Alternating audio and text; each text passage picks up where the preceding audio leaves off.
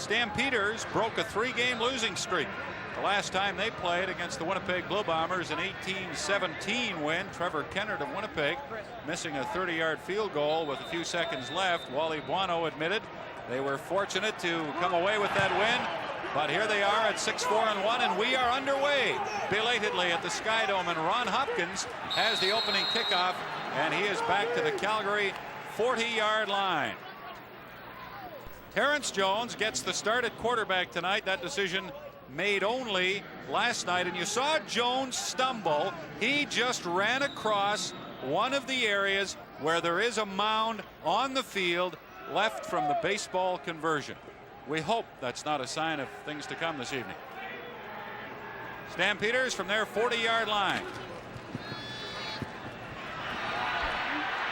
They want to try to keep Jones inside, but he gets outside and throws a diving catch made by Pitts, and they rule that he had control inbounds at the Argo 46. Terrific catch by Alan Pitts. It was a good catch, and I think we saw Terrence Jones, when he dropped back in the pocket, make a decision and then change his mind twice. Now he comes out and he does this well. Browner's in pursuit, but watch Pitts keep going towards the sidelines. Great catch. Well, the booing you hear is for the replay on the big screen here at the Sky Dome, which showed that Pitts did not come down with his feet in bounds, but was given credit for the catch and a 24-yard gain. At the Argo 46, 1st and 10, and Terrence Jones took too long to get that play underway. In a situation with a younger quarterback like Terrence Jones. Time count violation. Calgary number 9, still 1st down. I think the other 11 guys on offense have to be very much aware to get in and out of the huddle. Don't waste time getting back to the huddle. Give Jones the best opportunity. Get in the huddle at the start of the 20 seconds. So if he's going to change his mind, he has at least 12 seconds at the line of scrimmage. Second-year quarterback Terrence Jones from Tulane, still learning. 1st and 10 from the 51 of the Argos after the penalty. And Wallace picks up 1, maybe 2 yards on a carry off the right side. Jones has Darrell Wallace and Andy McVeigh working with him in the backfield. The receiving core includes Pitts and Crawford at the wideout spots, and Beals and Canadian rookie Sapunjis inside. And on the offensive line, Lloyd Fairbanks playing in his 233rd game tonight to tie Al Wilson on the all-time list for 3rd place, and for most games played by an offensive lineman. Terrence Jones sprinting out on 2nd and long, and he won't get away. Well, he is away for now. He finally throws the ball, and it's no good, but there was a receiver in the area, so it'll be a legitimate incomplete pass. Terrence Jones all the way back to his 20. The line of scrimmage was the Argo 50. Well, the goal is, if the goal is to tire out the front 4 of the Argos, he's done a pretty good job. Otherwise, he's made some bad decisions. Number 1, as you see him stumble, if there isn't a couple of reads, don't waste time. Get to the sidelines and run out of bounds or turn upfield. Right now, you're just asking for trouble, and he got away with a pretty good break, I'd say. Matic with an excellent putt. It's in the end zone. There's a fake reverse by the Argos on the return. We'll see lots of different things from them. And down at the 10 is Pinball Clemens. We are just underway at the Sky Dome in Toronto. Minutes left in the first quarter at the Sky Dome in Toronto. Bob Irving and Neil Lumsden on the Canadian Football Network. The Toronto Argos riding a 3-game win streak and with a chance to move into 1st place into a tie with Winnipeg if they can win tonight. 1st and 10 at their 21-yard line. Dunnigan with 4 receivers to the right, hits screen to Darrell Smith, and he breaks up to the 29-yard line for a gain of 8, and is upset that he didn't have one more step, because if he had, he might still be running. Well, you wonder why Calgary doesn't try to bump Smith around. The Argos do a good job of moving him around of where he starts. He doesn't always line up at the slot back. That was a good example. There's receivers on either side, +1 in motion. 2nd down and 2, and Dunnigan wants to throw, and will. Long for Darrell Smith, and he has it down to the Calgary 30-yard line.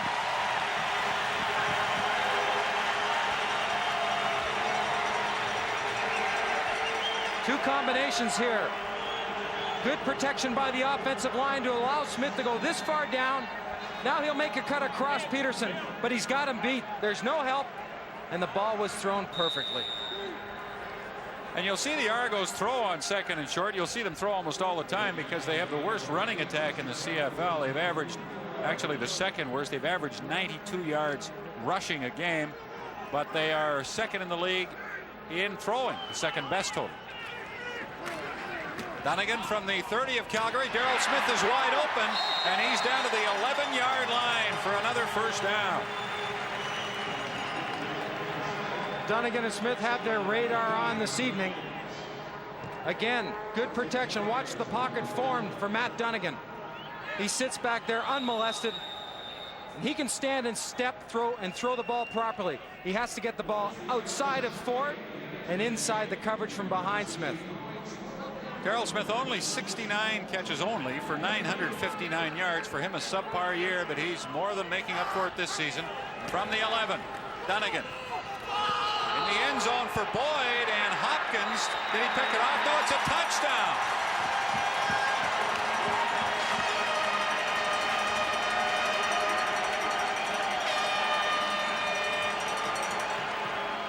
Normally you see the ball thrown up and to the outside, but you watch Hopkins will turn just as the ball gets there. Doesn't get it time to react to the ball. Boyd knows it's on its way. It goes through his hands, and Boyd just pulls it away.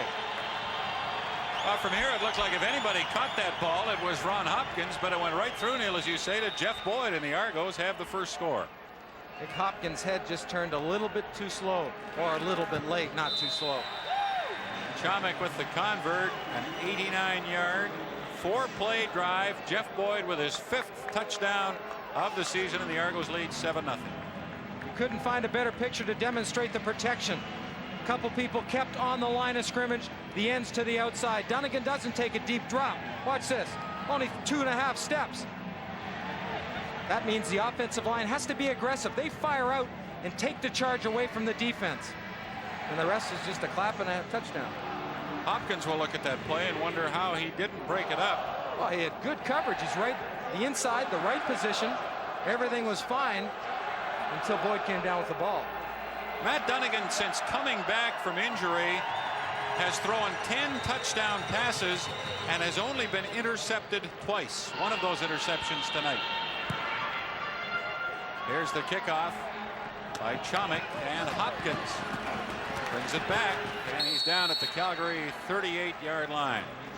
Talked to the head coach of the Stampeders before the game, Wally Buono, about the complexities and the coverages you use when you're playing against Matt Dunnigan. We have no special plans for Matt Dunnigan. If you start worrying about emphasizing the contain, all of a sudden the inside running game becomes much more effective. The best thing to do is everybody rush in their lanes, and if you got outside position, make sure you keep it. And when it's time for you to put your helmet on, let's put our helmet on. So there are no complexities. You just play Matt Dunnigan with basic defense, according to Wally Buono. Terrence Jones incomplete with the first down pass. Great chance here for Jones, Neil, with Danny Barrett injured, and of course Terrence Jones had his chance and then got hurt in the Edmonton game, but an opportunity for him to make a statement. It really was his time, and as you said, that bump in the shoulder in Edmonton has kept him out of one game, and some of that maturing time has gone away, but he's still going to have some chances. And Jones with pressure gets it off to McVeigh, complete for a gain of a yard, and there is a flag on the field. And Terrence Jones shaken up on the play, but he looks like he's all right. Penalties against the Argos. Major foul, roughing the quarterback. Toronto number 57, first down. Keith Browner, the rush end, he plays to the wide side of the field. He comes in a little bit too aggressively, but watch Terrence Jones. He'll set up, but he never really gets a chance to step forward because his first step is back when he feels the rush, even though Lloyd Fairbanks has got him to the outside. And that's the shot that puts Jones down and draws the flag. And off to Darrell Wallace on first down. Nowhere to go. He'll try to reverse his field, and if he can get around the corner, he may be able to pick up some room, but the Argos won't allow it. Good pursuit. And it was Browner who came over to make the stop and drop Wallace for a 3-yard loss. The Argo defense has Keith Browner and Quick Parker at the ends. Hallman and Harding inside. That's a very good front four. Chris Gaines, the middle linebacker. Don Moen playing his 148th consecutive game at linebacker. And the secondary with Chris Mumford starting at safety. And he's only been there a couple of games, but is playing very well, according to Don Matthews. 2nd and 13. Stampeders at their 51. Jones stands in this time and delivers the ball to Alan Pitts.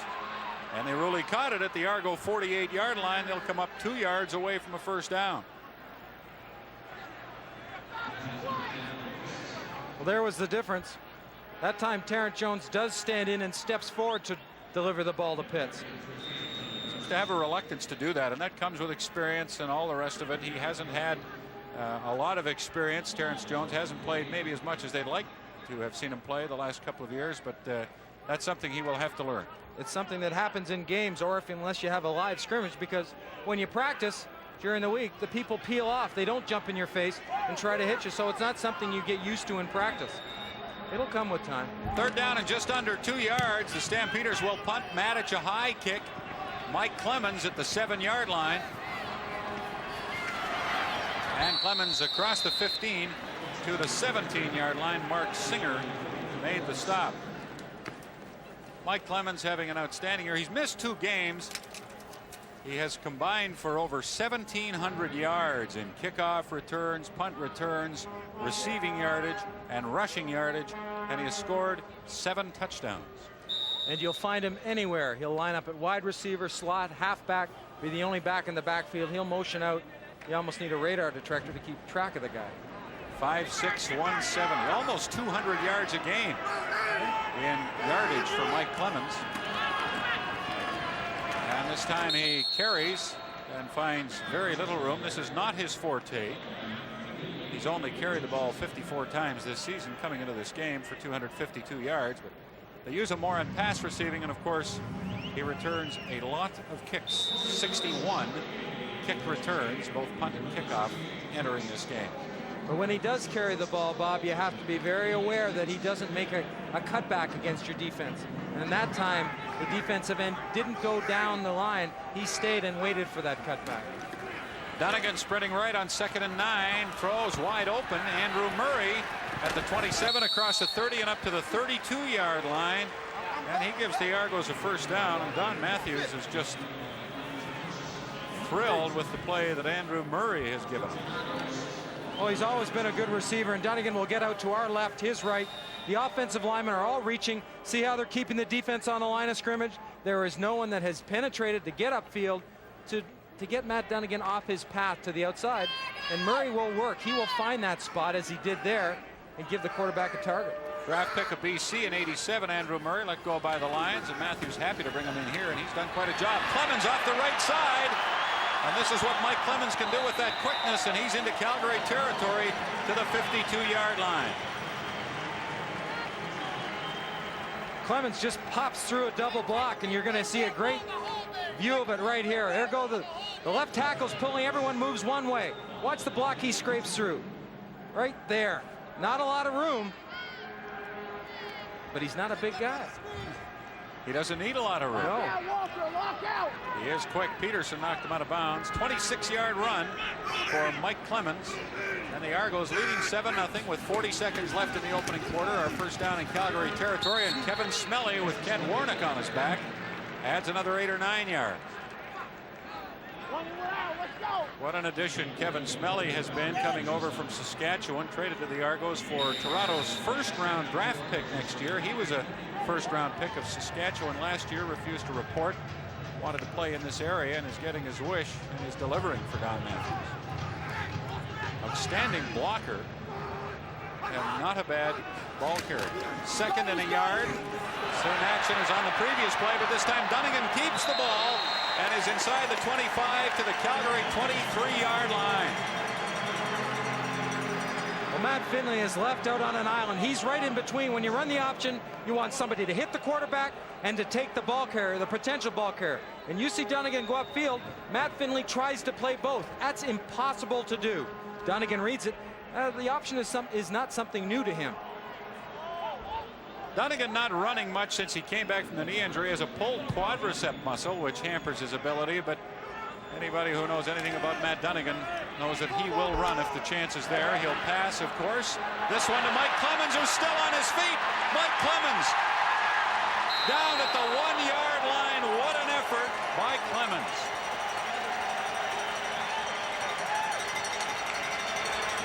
And on that high note, the first quarter ends with the Argos leading by 1-yard line. First and touchdown to go.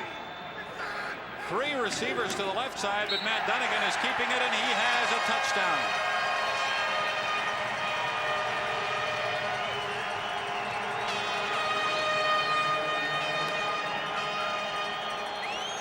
Seems somewhat fitting. The man who orchestrated the drive is the guy who takes it in. Just get down low behind Bob Skimp, Beckstead, and Kroonster. Don't stop your legs moving, and that's exactly what Matt Dunnigan does. He just piles in there. Talk about Dunnigan playing in less than perfect health, Neil.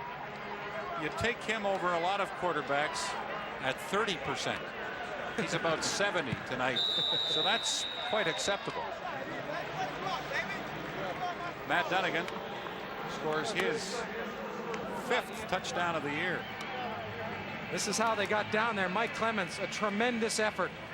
You think with his size, he might not be able to break a lot of tackles, but he's the 3rd receiver right there. He breaks one, breaks another one. A couple more on the way to the goal line. That's what they want to do with Mike Clemens. They want to put you as a defense into so many different ways to have to defend him. Throwing the ball to the backfield, hand him the ball, and even send him deep. And that's where being small can help, because Walter Ballard tried to hit him high, and there was no high. And there hasn't been a whole lot of high for the Stampeders thus far. 14-0 Toronto. Lance Chomick kicking off out of that strange-looking formation that we've seen all season long. So we've become somewhat used to it, although I don't know if we'll ever get totally used to it. Darrell Wallace cut down nicely. Good play by Bruce Elliott to limit the return. Bruce Elliott had a chance to start at a rush end. He's always played special teams, and that has been his forte. Aggressive, he's tenacious, and he knows how to get to the ball without giving up his lane. Takes on a block, keeps the blocker to his outside, and then just lays out, pulls down Hopkins. Couldn't do it any better. That was a special teams clinic by Bruce Elliott. Stampeders from their 32.5-yard line, 1st and 10. Terrence Jones sends 3 receivers wide right and then hands off to Wallace, but he's tripped up in the backfield. Quick Parker pinned him, but it was Harold Hallman who got through to make the first contact. James Quick Parker, what a career this man has had. 32 years of age, 5-time All-Canadian, 3-time winner of the top defensive player award in the CFL. He's lost some of that quick, but I don't think he's lost any of the savvy and the knowledge and the experience that he's gotten. It shows. Still very much worth having around is James Quick Parker. 2nd and 11. Stampeders from their 31, and Jones did not get the play off on time. So the Stampeders on offense are unable to get anything done right thus far. Time count violation. Calgary number 9. Still 2nd down.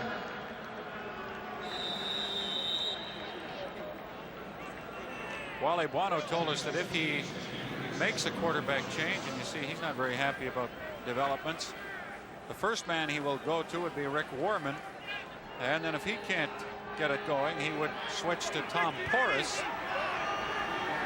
Jones will have to hurry, and he just got it off. 1 second left on the 22nd clock as he got that play off. Has a man wide open and completes it up to the 47-yard line. That's Dave Sapunjas, and that's a Stampeder first down, and that's exactly what they needed. Well, once again, it starts as somewhat of a drop back, but Jones is going to be forced out again. This time when he's forced, he slows down a bit. You see Sapunjas in the bottom part of your screen. He goes down that seam with the defense rotating to that side of the field. He's able to find that seam, but more importantly, able to get Jones's attention. From the 47, the Stampeders, who don't have many first downs, have one, but now they have a big loss. Back to their 35, and Rodney Harding led the charge. That's only Harding's 3rd sack of the year, but he's always tough to contend with inside. He gives you that quickness of a defensive end and the power of an inside tackle, and that's what he does. He just gets away from people that are blocking him, finds that seam, and gets in the face of Terrence Jones and takes him down. Argos aren't among the leaders in the league in quarterback sacks. They had 26 coming into this game, but chalk another one up for Rodney Harding. Second down and 20 yards to go. Stampeders back at their 37. And it's a draw play to Andy McVeigh. And he gets it back past the original line of scrimmage and maybe a yard beyond. So they regain the real estate that Jones lost and a little bit more, but will still have to punt. I like the call. It doesn't get them the first down, but it does give them a positive play. It shows Toronto that they're not afraid to use either McVeigh or Darrell Wallace. And I think that's important. You can't be unbalanced in your backfield. Brent Matic will punt.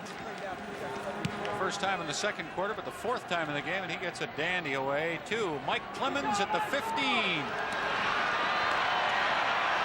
And Clemens brings it all the way back to the 41-yard line. The Argos lead 14-0 early in the second quarter. That was a 45-yard punt by Harper, a 10-yard return by Crawford. The Stampeders trailing 15-0 with 4.5 minutes left in the second quarter.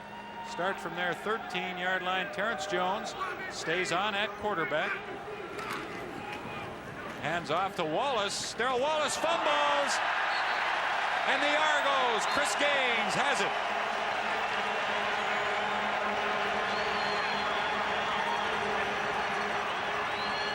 Well, Gaines will start to move to the opening after the ball is handed off to Wallace in a natural reaction. You see him make his read. You see him try to grasp a little more air too, but see, he's going to read what's happening. He's going to go to the hole, or what he thinks is going to be the hole. He's blocked well at the line of scrimmage by the offensive line, but lo and behold, Wallace gets the ball stripped, and he happened to be in the right spot. That's the 46th giveaway of the season by Calgary, which is the third highest total in the CFL. Chris Gaines shaken up on the play. The Stampeders, though, are -6 in that takeaway giveaway category. And boy, it just kills you when you turn it over at your own 15-yard line, and that's what they've done. Ricky Foggy will run the quarterback draw. He gets outside. He's to the 10, the 5. Ricky Foggy has a touchdown.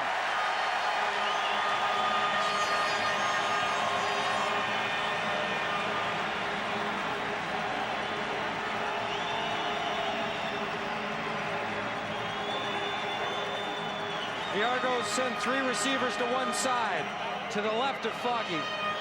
You see his reaction. I think he wanted to hit straight upfield, but changed his mind. Finley reads the play immediately, reacts, but gets caught inside. And when you get close to the goal line, some guys will go down a little bit low.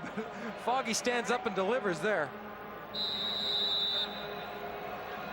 Chris Gaines trying to shake off the bump he took when he recovered the fumble. He still got the ball. And the Argos have their third touchdown. Lance Chomick with a convert, and we have a 22-0 football game. Toronto leading Calgary. Well, the game plan right now for the Argos is working to perfection.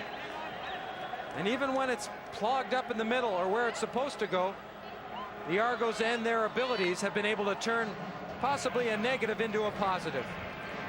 Well, the Argos picked Foggy up off the BC Lion practice roster a couple of weeks ago.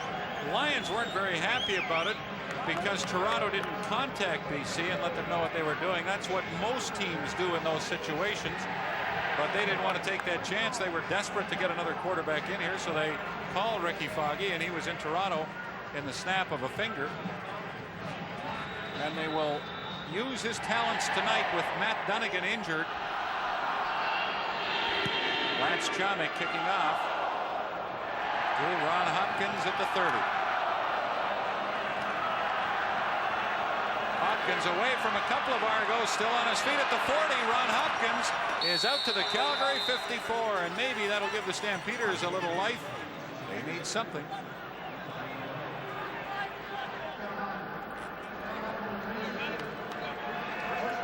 Well, part of that good return by Hopkins was taken away by an objectionable conduct penalty against the Stampeders. The ball moves back to their 43 instead of the 53.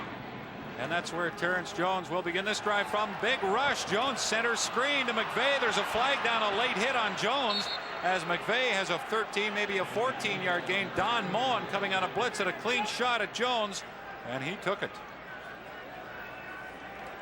Good execution of Terrence Jones spreading out. He's got a running back, Darrell Wallace, to his left, Major almost foul, like roughing the passer. Toronto number 36. First down. almost like he's going to drop the ball and throw it out wide. But with this motion left, he also brings the defense of the Argos. There's the hit. No hesitation for the flag, so they'll tack on some more yardage to a pretty good run by McVeigh. It's the left shoulder of Terrence Jones, it's the one that's injured. He took that pop on the right shoulder, landed on his left shoulder, but he's still in there. From the Argo 37, Calgary with their best scoring chance of the game, and Jones throws it deep and no good. Intended for Sean Beals, but he was very well covered. 24-year-old Terrence Jones from Tulane University, powerful arm, great mobility. 3:03 left in the first half at the Skydome, where the Argos have dominated.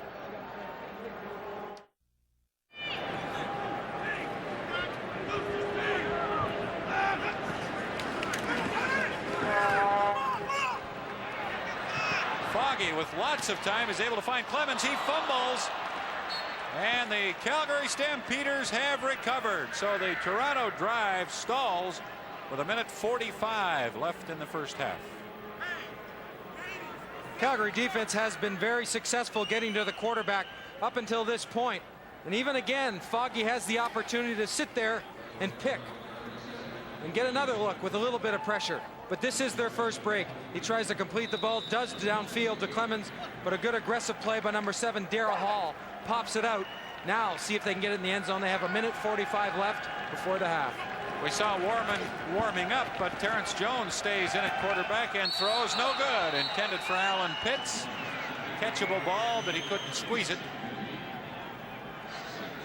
So the difficult circumstances continue for Terrence Jones as Wally Buono talks to John Huffnagel, his offensive coach. He'll have some work to do at halftime.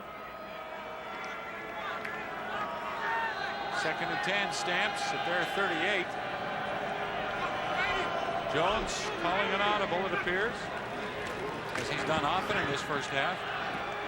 Swings it out to Darrell Wallace, but again, he couldn't get in position to catch the ball. And once more, the Calgary offense and a confused looking Terrence Jones will head to the bench. They've been there a lot tonight. Which means their defense has been on the field an awful lot. And they've got to be wearing down a bit. They've had to chase Dunnigan and now Foggy. And when you have a quarterback that can pressure your defense laterally like that, they're going to get tired if they spend that much time in the field. They're after Matic's punt, and they've blocked it. The Toronto Argos have blocked the punt, and Nastasiuk has a touchdown.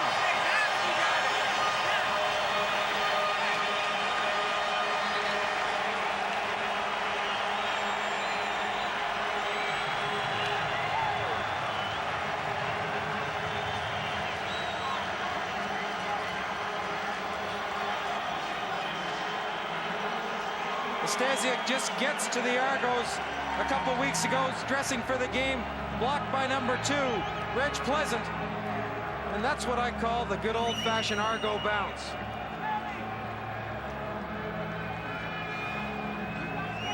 A 22-yard run by Paul Nastasiuk, who was released by the BC Lions before the start of this season.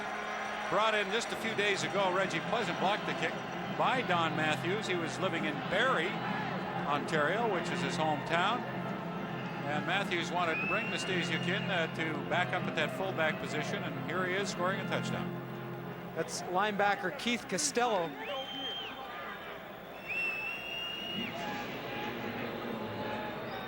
And Nastasiak's acquisition is very timely with Ryan Hansen on his way out west.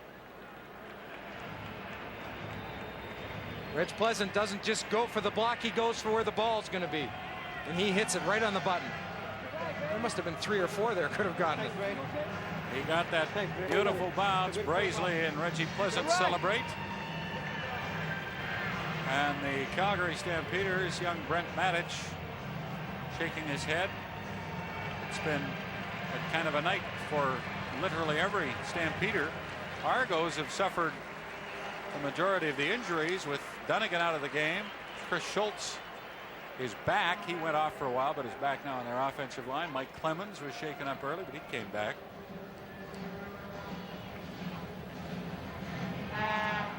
Wally Buono. Now, what is a coach? What do you do at halftime here now? It's 28-0. It'll soon be 29. I don't think I can tell you on the air. Obviously, you'll regroup.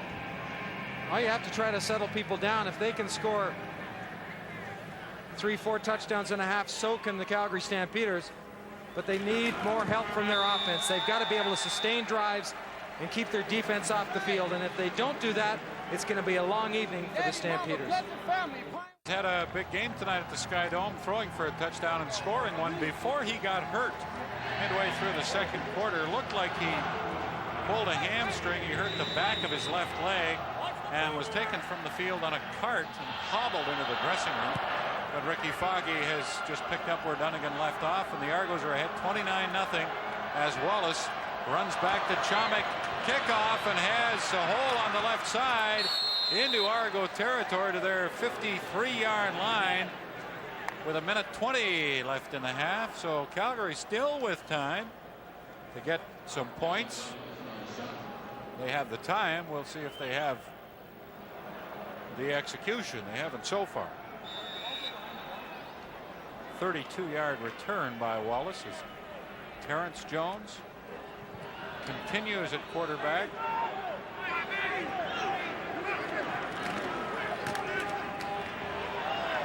Jones throws and completes to Alan Pitts. Good play by Pitts and Jones and a 16-yard Stampeder gain. Now that's Terrence Jones at his best. He has a terrific arm. He can throw on the run, as we just saw. That's what they're looking for from Jones. So far tonight, he hasn't been able to make it happen. He throws again for Pitts on first down, and Ed Berry gets in there to break up the play.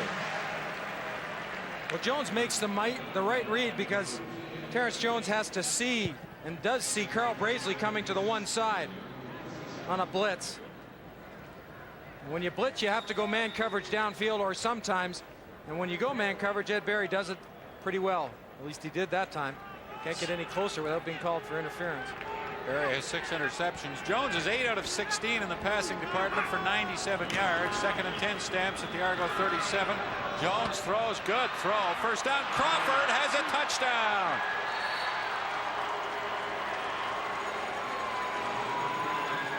"37 yards. Terrence Jones to Derek Crawford." See him signaling for 2, whether they should go for a 2-point conversion or not. But this will get you going in at half into the dressing room at a upbeat. It has to. You have to have something to feel good about. And this play is, I would say, a good start for the Stampeders. Crawford gets some separation, but works back to Terrence Jones. And if Crawford can break a tackle, as most coaches know in this league, he can take it an awful lot further, and he does there. And they've, the Stampeders really haven't done a very good job of getting the ball to their wide receiver, Pitts and Crawford, in the last couple weeks. There have been signs in the last couple of minutes, though. Flags come down as Mark McLaughlin kicks the convert. That's the 10th touchdown of the year for Derek Crawford. He has 6 of them on pass receptions. He has 3 on punt returns and another on a kickoff return. Illegal substitution. Calgary number 76. The convert is good. 10 yards on the kickoff. Well, confidence comes in different ways, and I think this has to help Terrence Jones. So they're going to sprint out. They pull Leo Blanchard. He gets a chance to set up. There's a little bit of action. There's some movement in front of his face. Yet for the first time, he's delivered a good strike, a touchdown strike, and stood in there and really threw the ball with some authority and not being pressured. Well, that's a very, very big score for the Stampeders with a minute left in the half. And what it'll do, Neil, in all likelihood, is keep Terrence Jones in the game. In the second half, I'm sure we wouldn't have seen him start the second half had he not taken the team down and scored there, but he looked very impressive doing it. You're probably absolutely right. But if he doesn't continue that type of work with the offense, moving the football, then I think we could see a change, and probably quickly. McLaughlin kicks off. Darrell Smith will return. Mike Clemens will try to block for him. Daryl Smith is across center field to the Stampeder 52. We have 53 seconds left and don't think we've seen all the scoring yet in this half. And if you've just tuned in, we're happy to have you here. Jeff Boyd scored the first touchdown of the game on a pass from Matt Dunnigan at 10:14 of the first quarter, and then Dunnigan ran one in himself early in the second before he got hurt. Ricky Foggy added another Toronto touchdown following a Chomik single to put the Argos ahead 22-0. They made it 29-0, blocking a Matic punt and Nastasiuk taking it in, and then Derek Crawford with a 37-yard pass from Terrence Jones put the Stampeders on the scoreboard. But Ricky Foggy and the Argos looked for more of the pass, and all alone was Andrew Murray, but it was beyond his reach. Well, Murray just settles down. Calgary goes into a 3 deep defense, and he just really finds a spot between the drop of the linebackers and the 3 deep defensive backs. And you see another Argo down. Dr. Bob Jackson on the right there, attending to Carl Braisley, I believe. It is Carl Braisley. Been a rough first half for the Argos, injury-wise. Otherwise, it's been a great first half for them. 2nd and 10 now for Foggy and the Argos from the Toronto 52. 47 seconds left in the half. Foggy to Murray. What a catch. Down to the Calgary 30-yard line. He was hit hard, but he stayed with the ball. Well, he knew he's going to take a shot, and he does exactly that because he has to go up and extend himself. Peterson really has a target laid on his back and pop right there. And when he does get up, he takes 2 steps, and then he goes back down again. And there he is. 21-yard gain, and he really came down hard on that right shoulder. But it looks like it's a leg injury. He's holding his right leg. That's Murray's asset, Neil, is his toughness. The other reason that Don Matthews brought him in here, and one of the reasons after BC let him go, was he's a positive influence on Matt Dunnigan. He helps Dunnigan calm himself down a little bit. Yeah. There's a very good relationship with Matt Dunnigan. He's also a pretty good receiver, and Don Matthews told us that he's surprised that a player like that is let go. As you see, Keith Costello with some ice on his left leg. And this was Matt Dunnigan in the second quarter favoring his left leg. He grabbed the back of the upper part of his left leg on the play in which he was injured. We still haven't received word on exactly what it is, but it's certainly in that hamstring area, and it is a hamstring injury. So the Argos ready to go. The clock is running. They're 1st and 10 at the Calgary 30. And Mike Clemens has the ball on the handoff and gains a yard to the 29 with 21 seconds left in the half. Kent Warnock made the stop. And a good play by Warnock, because as we've seen, the defensive ends of the Stampeders have to come upfield and contain, not let anything outside of them. But at the same time, they've got to be able to react to the inside. And that's what Warnock did there. Clock is running. Argos down to 15 seconds. 2nd down and 9 from the Calgary 30. Foggy into the end zone. Daryl Smith. Touchdown.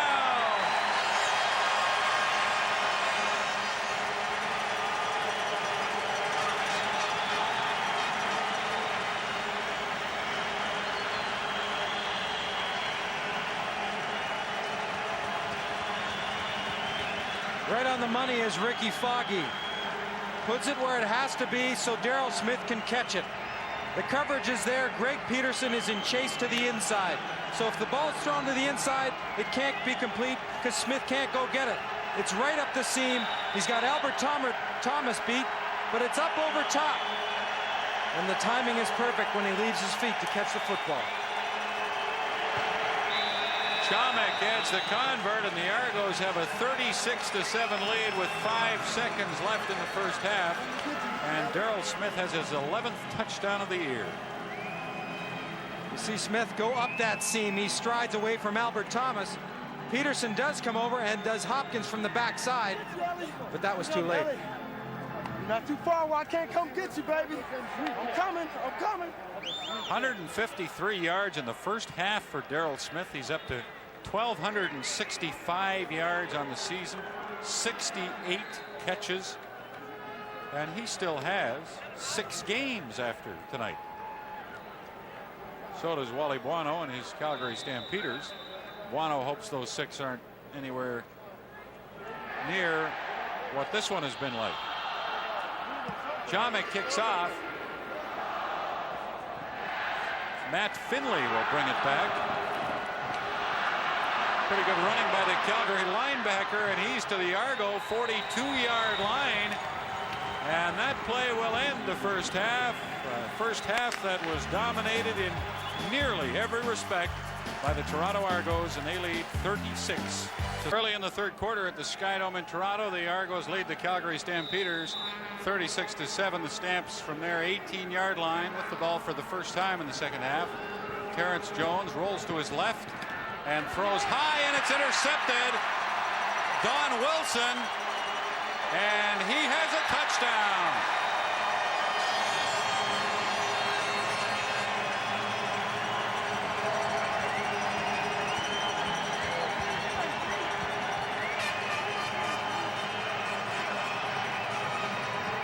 Not a lot of bodies there to begin with. In the first place, they're going to roll to the short side of the field, so it's going to draw some defenders over. And with the miscue on the catch, the ball goes up. It's just like a tip ball. They practice it throughout training camp. It's a boring drill, but sometimes it pays off. Well, it's fun when it winds up like that in a game. Don Wilson, a 26-yard return, and it just continues to get worse for the Stampeders. Chomick with the convert, and it's 43-7 Argos. You're watching Molson Canadian Football Network.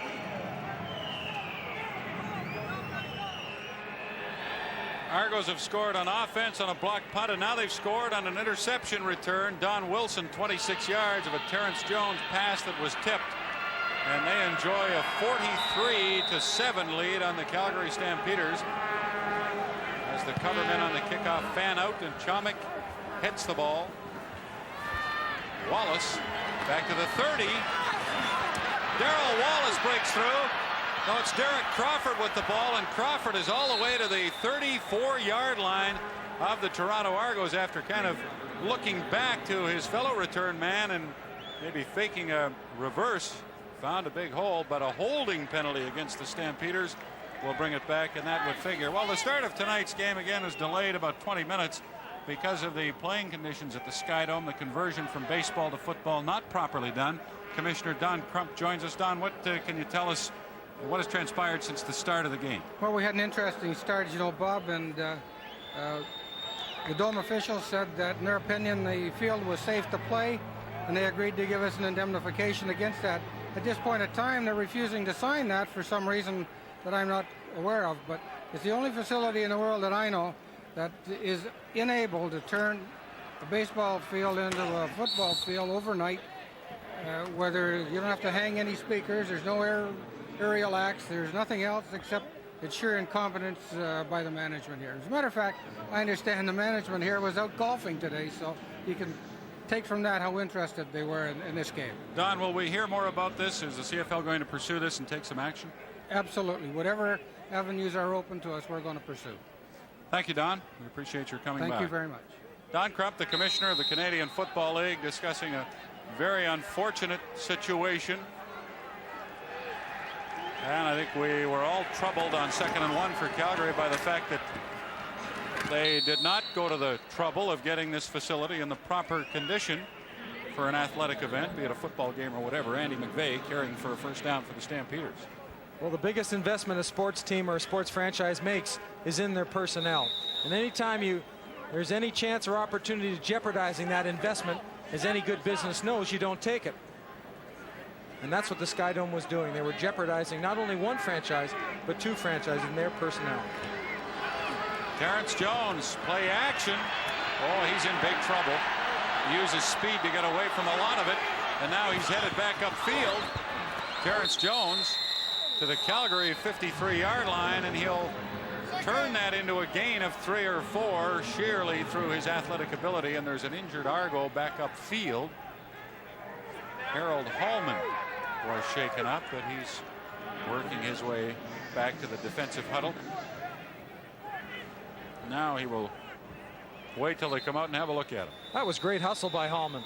He comes from the backside and was doing his best to chase down Jones. There's a huge mismatch as far as speed goes, and you'll see him as he lays out.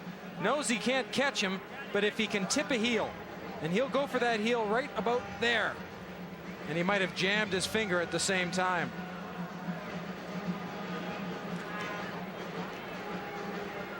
Terrence Jones has been in that position a number of times tonight where he's dropped back and has been unable to get the play off that he wanted and has been running for his life. Carl Braisley has injured his hip for the Argos.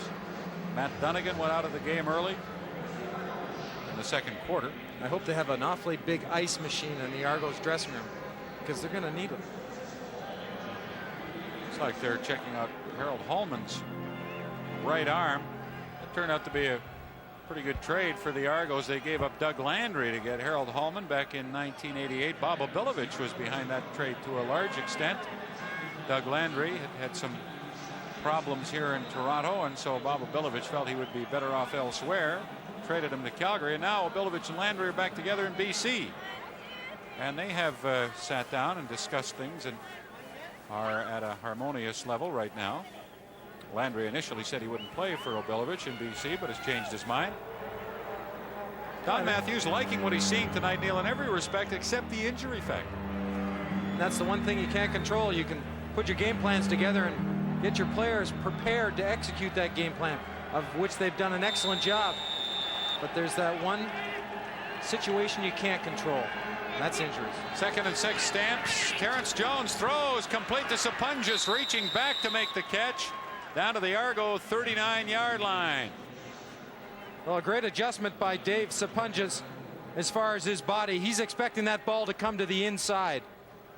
So he is preparing himself to catch it there. It's thrown a little bit behind him, so he has to get himself, swing himself around and corral the ball, and does it well. Toronto native from Western Ontario, Dave Sapunjas, first-round draft pick this year. Great potential. Terrence Jones, what a move he made to keep that play going. There's another nice one across the 30 and into the Toronto 28-yard line. He'll have a gain of about 10 yards. Looks like Wally Buono O'Neill has made a decision that Terrence Jones is going to stay in this game to get some very valuable experience. And I think having moved the ball at the end of the first half showed the coaching staff, John Hufnagel, who runs the offense, and Wally Buono, that maybe he's starting to get comfortable. You have to sacrifice some things for the future, and maybe this is one of those games where you leave him in because you know this is going to help him. From the 28, the option toss to Wallace. Nice cutback by Wallace, and he's close to the Argo 10-yard line.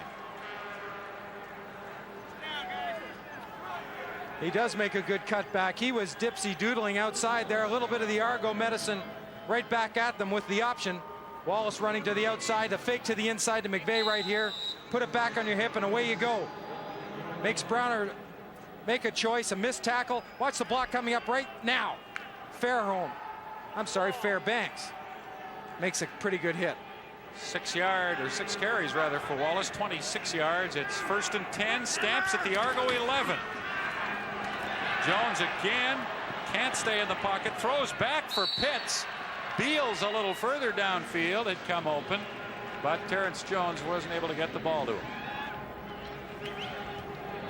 Trying to give Jones different looks. They're bringing combinations of people. We've seen Braisley come on a blitz. This time it was Chris Mumford from the safety, but he had positioned himself up on the line of scrimmage. So I think Terrence Jones is getting a pretty good look at different types of defenses, because I bet you Toronto wants to throw everything at him. Terrence Jones in the Calgary offense, 2nd and 10 at the Argo 11. Jones, and will he get it off? No, he's dropped back at the 21.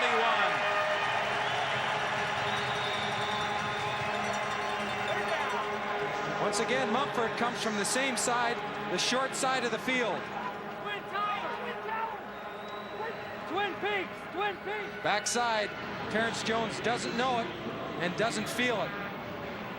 And downfield, the secondary, the people that were left and responsible for covering the receivers, did a heck of a job because there was nowhere for Terrence Jones to throw the football.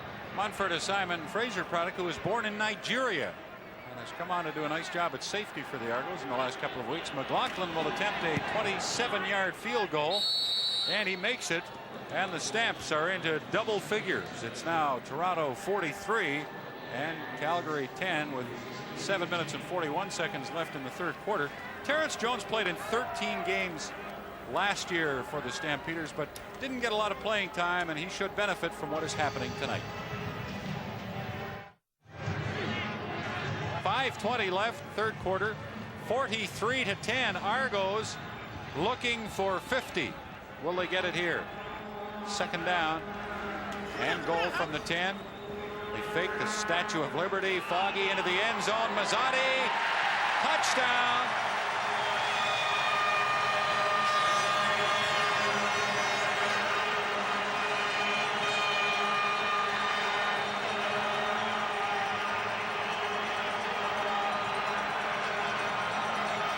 With that play action, it puts extra pressure on your defensive backs downfield because it gives the receiver a little bit more time to do his work and to get deeper. And right there, that fake could hold a defensive back, even if it's for a split second. It doesn't have to be long because the receiver, as we know, has the advantage. He knows what's going to happen. And the convert makes it an even 50 for the Argos. They lead the Stampeders 50-10. Mazzotti has his 4th touchdown of the season.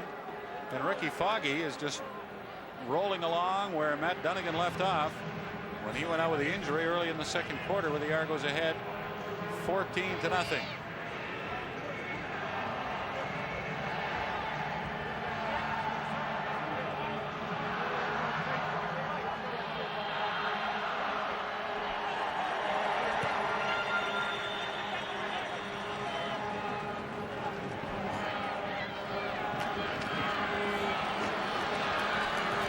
Eddie Brown on the return for the Stampeders, and he's back to their 43-yard line. Eddie Brown is the designated import for Calgary, a wide receiver.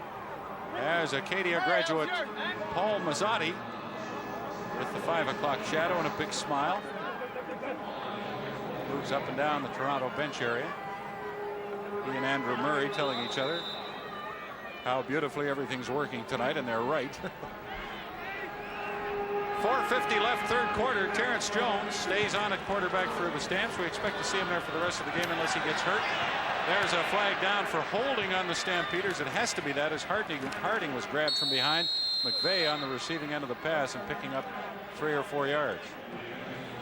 Call will be on Lloyd Fairbanks, who put the big hook out on Harding, as you said. You know, in fairness to the offensive line, there's only so long they can contain a defensive pass rush. Holding, Calgary number 66. First down repeated. Watch number 66. Good job of blocking. Everything's fine, but there's the pull right there when Harding starts to slant towards the quarterback. Everything was fine for a while. Well, it was tough. It's tough for an offensive lineman. I mean, the quarterback moves. They don't know where he moves to, so they're kind of blocking blind, and it was a long time. 233rd game of Fairbanks' career. This is 16th year. He ties Al Wilson for the most games by an offensive lineman in CFL history. Here's McVeigh on the receiving end of the pass, and he's up to the 50 of the Stampeders. 37-year-old Lloyd Fairbanks, 6-time division all-star Fairbanks, and a 2-time all-Canadian. And when do we notice him most? When he gets a holding penalty. Thankless position, that offensive line. Terrence Jones on second down completes a bullet to Sapunjas. They'll mark that at the Stampeder 53, and he'll be a little bit short of a first down. I think Lloyd Fairbanks hit it on the head a couple weeks ago. He said, and I'll paraphrase, that we're not the most talented team, but we're good when we play together. We have to play as a unit. And I think that was so far a classic example. They can't look to 1 or 2 individuals to make the difference. They have to play well together. And every team does, but a lot of teams like Edmonton, and it was proven earlier on tonight, Toronto, they have certain individuals that can make a difference on an ongoing basis. What the Stampeders need too, Neil, in addition to playing together, is they need to get Danny Barrett back at quarterback. He has a broken bone in his foot. They took the cast off this week and took a look at it. It looks pretty good, and he could be back. in a couple of weeks. Stampeders will gamble on 3rd down. Jones keeps and gets the 1st down. They're targeting Danny Barrett's return on the 7th of October.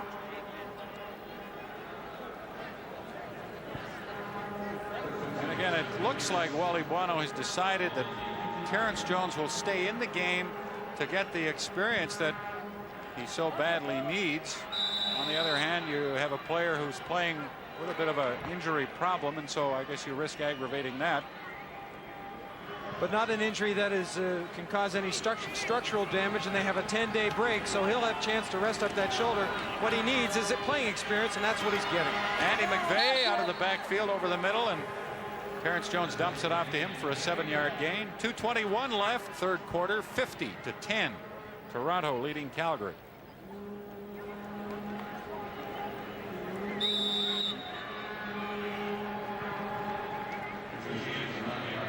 Stampeders will get 3 days off after this game. At least that was the plan Wally Buono had before the game, and I don't think he'll change it,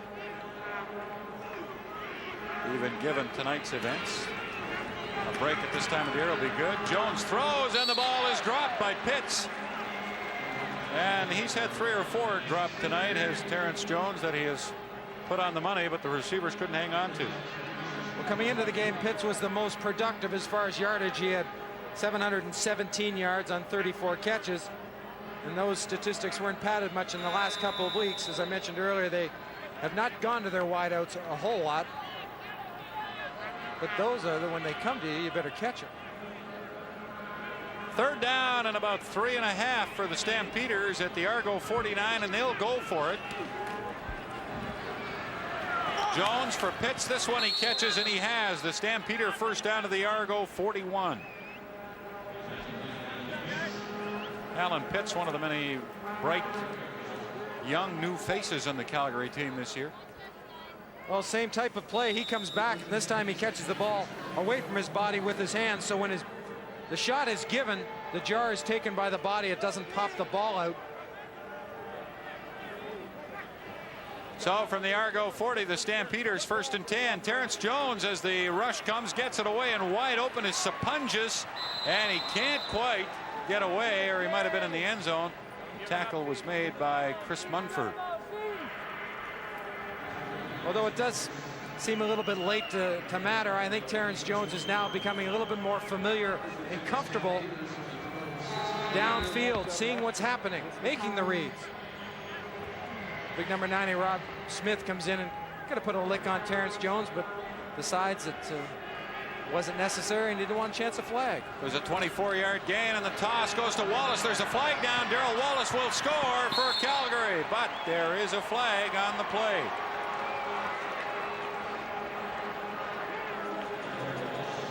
Offside Argos, so the touchdown run of 16 yards will stand.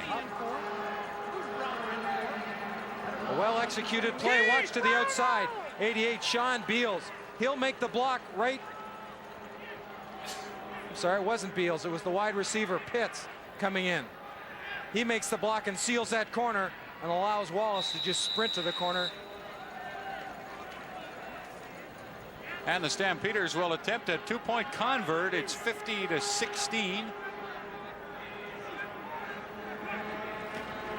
Jones from the 5 into the end zone, and Alan Pitts has it, and it's a 50-18 game. Toronto leading Calgary with 20 seconds remaining now in the 3rd quarter.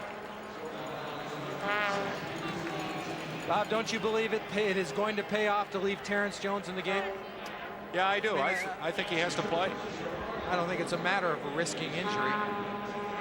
No, I think they're doing absolutely the right thing, as Darrell Wallace did the right thing there, but he's a 2nd-year quarterback who requires development still, and he has to play. And he's playing tonight. And undoubtedly learning as he goes along. Makes it easier to learn too when you're having some success. I know as a team they've had somewhat of a dismal showing, especially in the more so in the 1st half. This is all very positive for him. Kickoff by McLaughlin down to the 19-yard line. Darrell Smith brings it back, and he's stopped at the 39 of the Argos.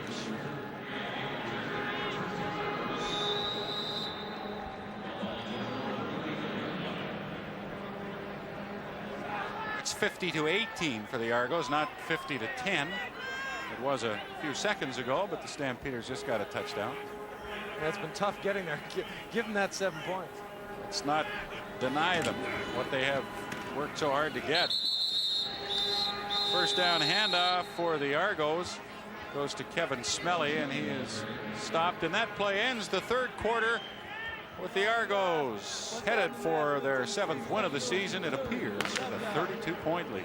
They ahead and headed for their 4th straight victory and a share of first place in CFL East with Winnipeg. Bombers with a game in hand after tonight, and they'll make that up Sunday when they host Saskatchewan at 1 o'clock Winnipeg time. Second down and 9. Argos, the ball at their 40-yard line.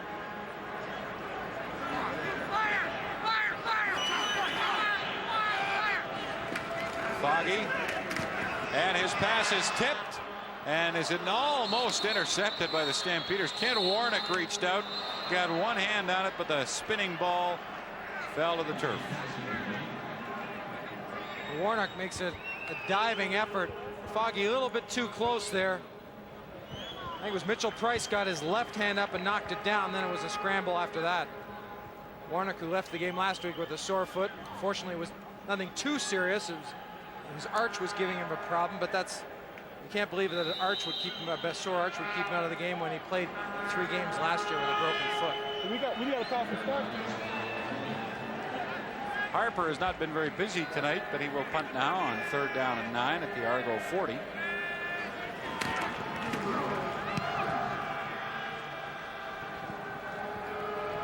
Crawford at his 27-yard line. Derek Crawford lost his footing and fell at the 30-yard line.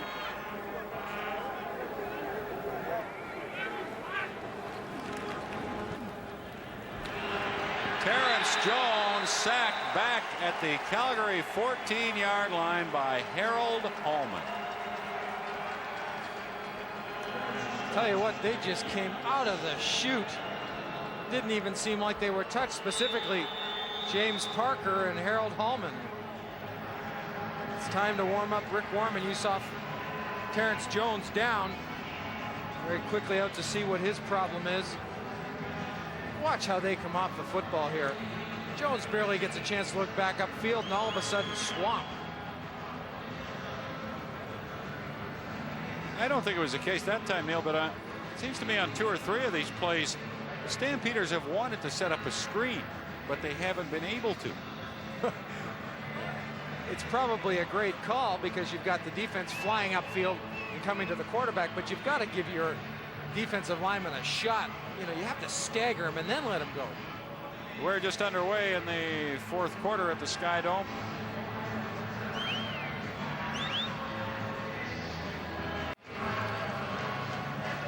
Calgary quarterback Terrence Jones came into this game with an injured left shoulder, and it looks like he's aggravated that problem on a sack by Harold Hallman of the Argos. So Rick Warman comes into the game, and he'll look down the barrel at a 2nd down and 25 from the Calgary 16-yard line. Warman gets in the huddle with the 22nd clock at 4. And there's the delay of game penalty as they had whistled time in just as Terrence Jones hit the sidelines, and Warman was a little slow coming on, unaware that they started the 22nd clock. So the Stampeders are pushed back even further into their end. And it'll be 2nd down and 31 yards to go. Stampeders at their 10.5. Not the down you'd want to be looking at your first play in at quarterback. Warman screens to McVeigh. Don Moen can't stop McVeigh, but 2 other Argos can. And down him at the 19. Well, Terrence Jones hurt again. We talked to him before the game and asked him how his injured left shoulder was feeling. Well, it's pretty good right now. It's not all the way 100, but it's to a point where I can play with it. And I'm kind of I think I'm a rough character playing the sport, and you have to be. So I'm not going to back down because of it. I'm not going to try to think about it because it's there. So why worry about it? And I'm just going to try and go out and play a hard football game tonight. Brent Malich punting for Calgary. And Mike Clemens at the 50 of the Argos looked like he was going to take it up the middle and made that very quick step to the outside. And look at him. He's to the 30, the 25, and inside the 20 to the Argo 18. Once again, Clemens makes people miss. Watch right after he catches the ball. Dave Sapunjas has a pretty good shot at him. Extra time to come down. There's number 25. Makes the right adjustment.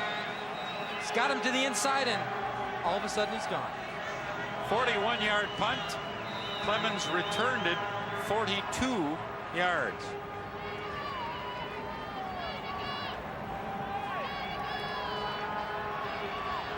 He was averaging almost 15 yards a punt return coming into this game, and he'll have stayed at that level and probably bumped it a little bit with his performance tonight. So the Argos with 50 already on the board with a chance for more. The toss to Clemens. Now this is a live ball.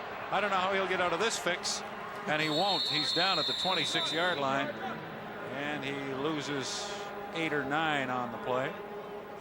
12:06 left in the fourth quarter. And there's a comparison of 3 of the top punt returners, maybe the top 3 in the CFL. The 2 of them in the game tonight, Clemens and Crawford.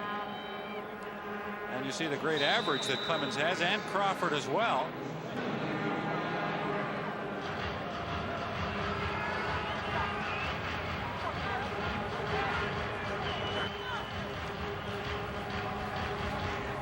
Toronto second down and long from the 25 of Calgary. Foggy, and he gets away.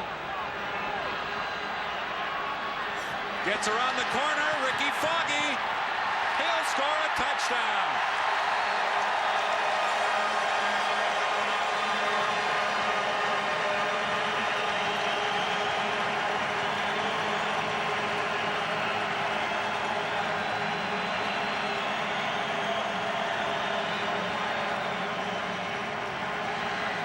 Retracing your footsteps. Foggy's going to sprint to the right. Everything's set up. There goes the guard. Both sides. Watch from the backside. Mark Singer will come into your screen right here. He's got a kill shot on Foggy. But the awareness of knowing what's around you, he takes a quick step back. And now the race is on. Cuts back behind Boyd right here. Rosati's upfield. And that insult to injury. He drilled somebody in the end zone. Well, Foggy has thrown a couple of touchdown passes and has scored a touchdown on a run himself. Actually, yeah, he scored 2 touchdowns and has passed for 2. Just an outstanding effort. That's all you can say. Will Johnson is down. Will Johnson got hit by Mark Singer. Singer went for the shot and really swung off Foggy, and I think their legs got tangled up, and I believe Johnson got the worst of the hit. You're going to see that at the point of attack when Foggy sets up. Singer will come in right there. See Johnson get hit when Singer swung around. Damage. The shot was taken by the right knee, but this is just great. I mean, look at this guy. Well, when he played at the University of Minnesota, he set all sorts of records, and he did it with that kind of athletic ability. And the BC Lions have to wonder why they ever let him get away. Well, the Lions didn't expect to lose him, in fairness to them. As I say, they had him on their practice roster, and you can go in and take players from practice rosters as long as you activate them immediately, and that's what the Argos did. And Wally Buono would have had no inkling at all that this could happen to his club. He spoke very positively today, felt good about things, as most coaches will before a game. Well, you just never know, though. I mean, teams can practice throughout a week before a game in preparation and look great. The attitude can be good. Everybody can be up. Everyone's healthy. But when the ball's kicked off, things can change. And as you said, I'm sure this isn't the picture Wally Buono has painted for his team, as the Argos have dominated throughout the game and continue. 9 minutes 52 seconds left in the game at the Sky Dome. Bob Irving and Neil Lumsden. The Argos have 57 points. Their season high is 68. The CFL record for points in a game is 82. I don't think the Argos will top that tonight, but they certainly have had their offense clicking in high gear with Foggy and Dunnigan at quarterback. Jeff Boyd on the receiving end of that pass from Foggy. Here's the story of tonight's game. Matt Dunnigan off to a good start and injured. Terrence Jones, the quarterback for the Stampeders, also hurt. Ricky Foggy has come on and done a terrific job in relief of Dunnigan. Darrell Smith, a huge night, 8 catches, 198 yards. And the Argos had 29 points in the first half before Calgary got any. You think they're going to try to get Smith the ball one more time, let him get over that 200 yards? Not that I think that they know he's 2 away, but it would be nice for him if he could do that. Foggy fakes a handoff and throws and completes to Clemens. Nice block by Darrell Smith. Springs Clemens down the sidelines, out of bounds at the Calgary 40.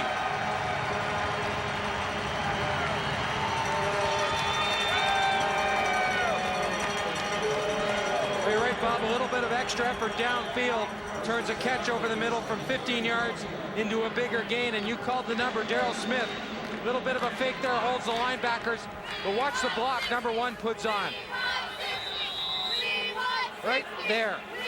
Gets a shoulder into him, slows him down, and then Clemens just gets an opportunity to do what he does as well or better than anybody. Well, the Argos now have 562 yards in offense this evening. And they're at the Calgary 40 with a first down. You heard the fans chanting, "We want 60." They may get it as Clemens is to the 30. Still on his feet and down at the 25. Warnock had to come all the way back and help on the tackle. Well, I'll give the Stampeders one thing. They're getting ripped pretty good this evening, but they haven't stopped hustling and going to the ball. Warnock, number 93. See him right there? He misses the tackle, but watch very closely to who gets in on the tackle downfield when Clemens does start to come down. 93. Well, that takes a lot of drive to do that. Warnock was down on that play after missing Clemens, gets back up, chases him down. Tremendous hustle. And as Wally Buono searches for highlights in the game film, that will be one of them. Small consolation, but something to maybe feel a little bit positive about. Foggy from the 25. Lots of time. Steps away from Warnock. Puts it up for Darrell Smith. Touchdown!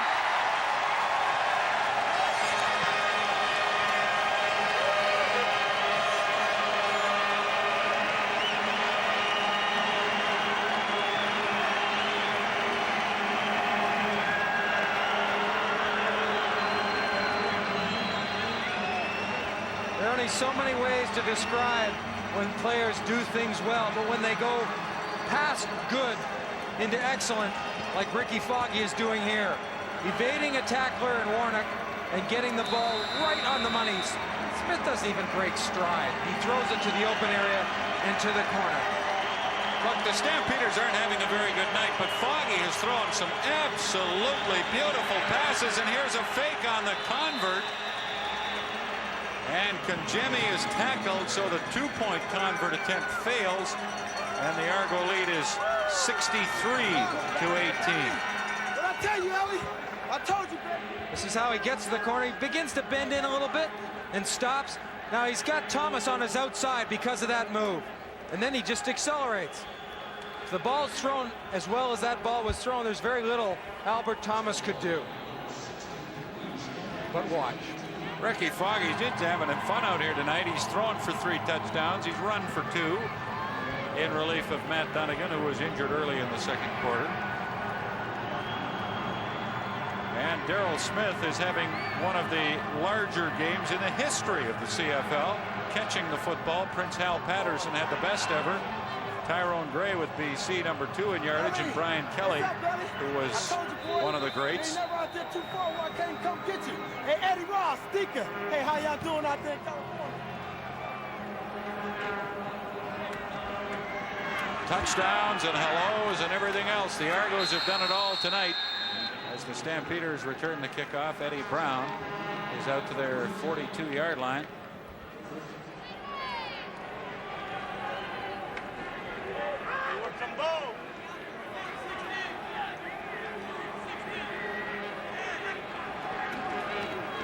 Stampeders, Rick Warman screen to Darrell Wallace. Wallace tripped up as he crossed the 45 up to the 47-yard line. I think Wally Buono, when he started, knew that there were going to be some ups and downs as a head coach in the CFL. He's seen it as an assistant coach when he was with Calgary last couple of years. But they had a great start, and they should be credited with that start. But they've hit some tough times, and they've got to get through that. And how they will do that, I'm not really sure. 4 wins and a tie in their first 5, unbeaten, as you said, Neil. Now the roof has kind of fallen in. There's a pass from Warman, complete to Sean Beals to the Argo 46 for a first down. Don Matthews looking on, very pleased that his creation is working so well again tonight. His creation? Well, he has this team playing the kind of football he loves. They're taking more chances on defense as they go along and become more comfortable with one another. And on offense, they're trying to shoot the lights out. And in recent games, boy, have they ever been doing it. Warman to Alan Pitts as the Argos play that soft defense, and the Stampeders are able to move the ball. Darrell Smith with the 223 yards he has tonight. That's not an Argo Club record. As a matter of fact, Terry Greer had 3 games better than that in yardage on receptions, 246, 243, and Greer also had a 230-yard night catching passes. 5:16 left in the fourth quarter at the Sky Dome. Bob Irving and Neil Lumsden and the Toronto Argos. Let me see if I can come up with the right word to describe this. No, I can't. 63 Toronto, 18 Stampeders. That tells the story better than I can. That's over 60 points for the Argos in each of their last 2 games at the Sky Dome. And they're going to play 4 of their last 6 after tonight at the Sky Dome. There's no place like home. As long as the field's in good shape, that is. Which it wasn't and isn't. Luckily, nobody's been hurt on it. Woo! Argos! Kicking butt. I want to go home, but no. We can't breathe. We can't breathe. Stampeders from the Argo 29. Rick Warman dumps it off to Wallace, steps out of bounds at the 23-yard line for a gain of 6. General manager of the Stamps, Normie Kwong, watching the dismantling of his team tonight. And a little happier crew just a few feet down. Mike McCarthy, the Argos general manager, taking it all in stride tonight. Wants a little closer look at the proceedings. 4:58 left now at the Sky Dome. And Rick Warman and the Stampeders look at a 2nd down and 4 from the Argo 23. Warman won't get away from the rush this time. Smith brings him down. Big Rob Smith, who's been alternating with Keith Browner. Smith is 6'7", 270, same size as Browner. Both, according to Don Matthews, possess good quickness. Smith from Grambling could possibly spark and give them that 5th down lineman that they've been looking for, so they can alternate and rotate people in there. Stamps will go for it. 3rd and 12. Warman throws, has a man open and has the ball to him at the 15. That's Beals. He's inside of the 13 for a Stampeder first down with 4 minutes to go. Sean Beals, a rookie from Idaho State, and he has just recently broken into the starting lineup. This is his 4th game as a starter. He spent the first 8 on the practice roster, and he's really looked good. They had a great preseason, but at the time, Wally Buono felt that it's best to sit him down and go with the personnel he had chosen. But when Beals did get an opportunity, he has showed very well, not only just catching the ball, but catching the ball in traffic. Rick Warman throws, and it's intercepted by Reggie Pleasant.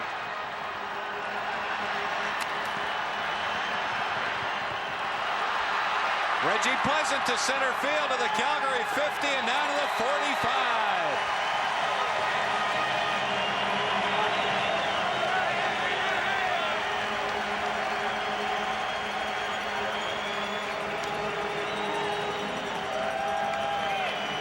A ball that shouldn't have been thrown. Warman is throwing to the corner, and evidently he's throwing to where he believes the receiver is going, trying to anticipate that. You see the receiver, he's well past where Reggie Pleasant catches the football. That's the 8th interception of the year for Reggie Pleasant, but he's been shut out in the last 5 games. Warman making the move before the ball was even caught. He starts taking a good pursuit angle to try to get in on the tackle.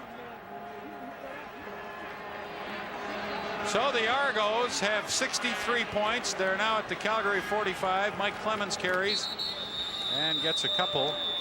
That's Jerry Eiffel in the game now as they rest Clemens. We have 2 minutes 49 seconds left in the 4th quarter. And how many more will they score?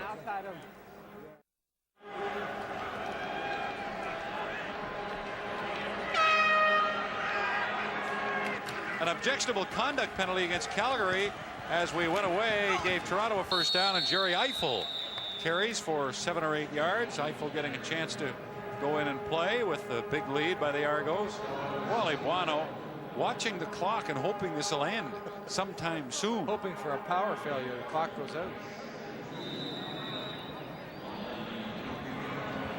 Well, these are nights that are sent to test you as a head coach. It's the first, not the first such one Wally's had, because the Eskimos clobbered the Stampeders pretty good a couple of times earlier, but 63-18 is a little bit much.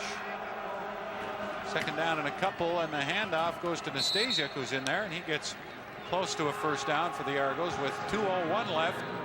Fans were chanting a few minutes ago, we want 60. They have that. Don't hear any chance of we want 70, but that's what the Argos will have if they get a touchdown and a convert. Don Matthews having the opportunity now to play some people that are normally in a secondary role. Jerry Eiffel, Paul Nastasiuk, Howard Dell, 28's lining up a wide receiver. So this proves to be a good training ground, these types of games, for players that maybe need it down the stretch in a very important situation. Foggy hands off to Eiffel. And he's to the 1-yard line. Jerry Eiffel, a rookie from McGill. And he's all the way down to the Calgary 1-yard line. Well, McGill has produced some pretty good running backs of late. Eiffel being one, Michael Souls and Edmonton being the other. And look at him blow through here.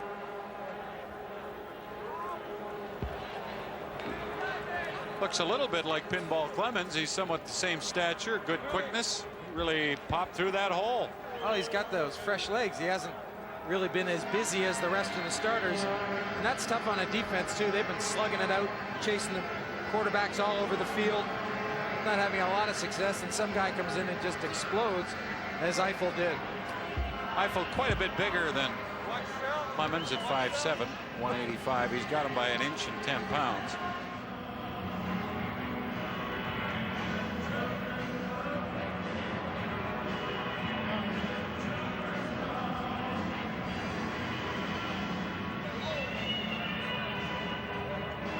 And it's been a long, tough night for the Calgary Stampeders. The good news for them is they have 10 days before their next game. Chance to do some work. They need some work.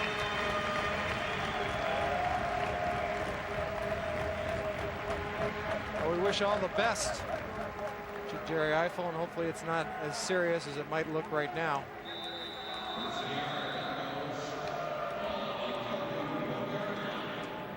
Well, coaches in these situations, Neil, they hope games like this will end fairly soon, and they also hope that nobody gets hurt. And they hope that all the time, but I think even more so in this circumstance where you're just kind of trying to finish it off. Foggy, the toss on the left side, easy touchdown for Mike Clemens, and it's 69-18 Argos. Well, when you look at a replay of that touchdown, you will see two receivers downfield blocking And the Argos on the left side with Chris Schultz and Dan Ferroni.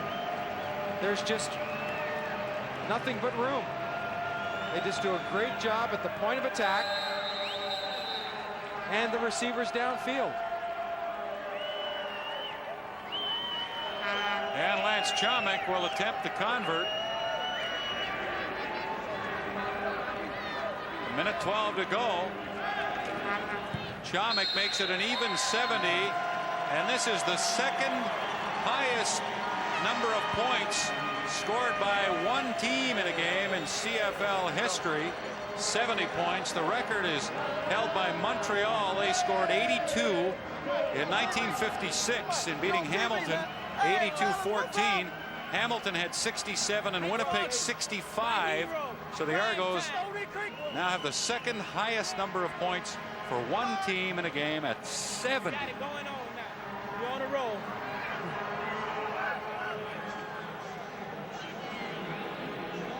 .636 yards, Argos 235 over their season average, and the 70 points, that should almost get them up to 40 a game. 465 now in 12 games, not quite. They're stalled at about 38. Here's the kickoff. Eddie Brown has some trouble with it. And is surrounded at the 20, gets away and is able to get out to the 21-yard line. And all your years with the Eskimos, you were involved in some games like this, always on the long end of the score. What are the last few minutes like? Well, I was going to say, I've been at both sides of the coin. When I started in Toronto, I was in a couple of situations. The score was not this high, but you know, when it gets to a point, it doesn't matter. You've been beaten soundly, and that's all you remember, because they don't look up at the scoreboard. You just really want to get out of town. That's it. Get the game over with. And as on the other side of it, when I was in Edmonton, we scored an awful lot of points, and you always had fun doing it. But I think when it was over, you looked over and some of the people you know and some of your friends, and you felt badly for them. But it's always nice to win. Tom Porras will play a little quarterback. That pass is caught out of bounds. Well, the fun light has been on for the Argos all night long. In terms of the game result, again, injuries have marred this for them a little bit. Tom Porras let go by the Argos just a few weeks ago, a couple of weeks ago. Rick Warman looks on. He replaced Terrence Jones and now has been replaced by Tom Porras. 57 seconds left.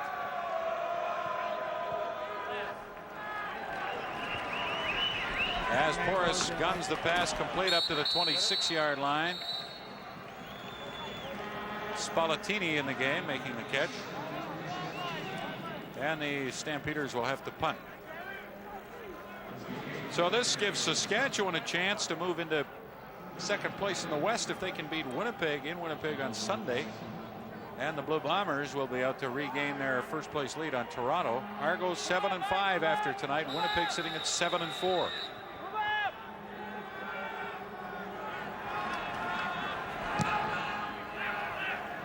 Good punt by Matic. Mike Clemens chases it back to his 34. And Clemens will go nowhere with this one. Andy McVeigh hustling down to make the tackle. Good solid downfield tackle, something not a lot of the Stampeders have been able to do, is being in a one-on-one situation with Mike Clemens. Well, we haven't seen any really bizarre stuff from the Argos in terms of fake plays and that kind of thing tonight, have we? No, just basic. But again, why, when you get a lead, why disclose? Right. You know, Basic. I know they've got them. Down your throat football. I think the Stampeders still have to look at the big picture, and talking with Wally Bornham before the game, the ideal scenario, if we could paint a picture how it was going to end for the Stampeders this year, the regular season, is that have it come down to the final game of the year at McMahon Stadium, hosting the Edmonton Eskimos and having the game being played for first place. Well, this won't aid in that effort. Naturally, the Argos have decided that they have enough points. And with 32 seconds left on the clock, are going to just take the ball and kneel and let the time expire. So a long night at the Sky Dome Canaan, the night that started 20 minutes late because of the condition of the field. And we'll end with the Stampeders on the short end of a pummeling that they won't soon forget.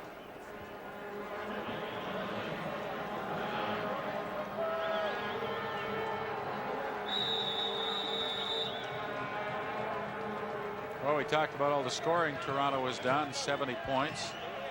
Second highest total by one team in a game in CFL history. And there it is. The game is over. It has ended mercifully for the Calgary Stampeders. And a great night for Don Matthews and his Toronto Argos. They have now won 4 games in a row. They've moved into a tie for first place in the East with Winnipeg. The Bombers with a game in hand.